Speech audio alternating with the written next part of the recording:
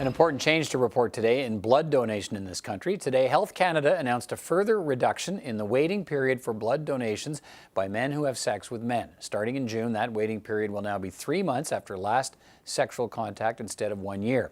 Men who have sex with men were completely banned from giving blood until 2013 when a 5-year waiting period was introduced. That was reduced to 1 year in 2016 and further reduced today. With me now for a closer look at the announcement and what it means and the significance of it is Liberal MP Randy Boissonnault, the Prime Minister's Special Advisor on LGBTQ2 issues. Good to see you, Mr. Boissonnault. Thanks for coming in. Thanks, Peter. What's the significance of this announcement today? Well, look, it's an important step to getting to where we want to get to, which is no deferral period whatsoever. And I think what's important to note, as you said, is when we started, there was a 5-year deferral period. We brought that down to 1 year. We funded research so that we could take a look at the 1-year period and get to where we announced today. I think it's important. Today's an important step and demonstrates what happens when you listen and work with community stakeholders and you also follow the science. So that's an important step today. How do we compare to other countries? So it's a good question, and other countries that have 12-month deferral period would include the United States and Australia, and now we're moving into a group that includes the United Kingdom, Scotland and Wales that have a 3-month deferral period. Why the recommendation of 3 months now? So this is a great question. So Health Canada is the regulator of the blood system in Canada. Canadian Blood Services and Héma-Québec are responsible for the management of the blood system.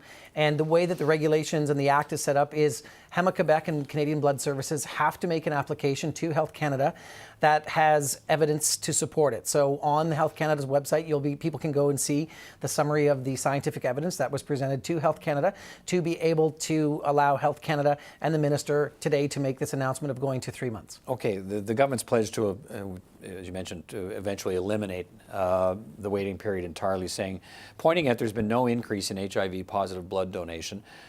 So why not move now?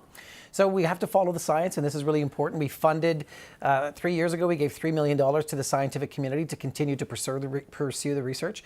In 2019 budget, we also put $2.4 million on the table to continue to look at blood plasma.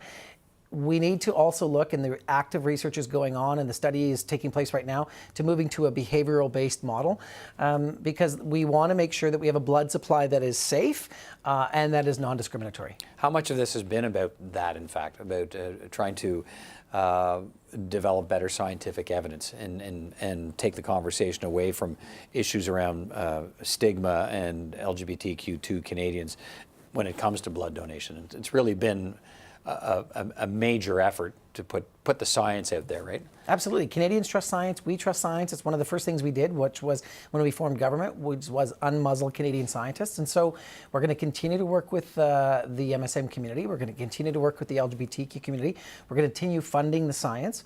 And when we get to a behavioral-based model, and when we can take a look at the science that shows that there's no risk to the supply, then we can look at getting to the next step, which is no deferral period. What should the LGBTQ2 community think about this today? Should the feeling be we're still not there yet, or this is an understanding being expressed by Health Canada and Canadian Blood Services and Héma-Québec that we are making progress in this field and that people should feel better about this? I'll be the last person to say what the community should think about anything, but as a member of the community, the first openly gay MP elected from Alberta to sit in the federal parliament, I can say it's an important step. It's a step in the right direction. We still have more work to do, and we'll continue doing that work. Okay, and the message to Canadians, the wider Canadians at large who wonder about this, and you've emphasized the idea of the scientific process and so on.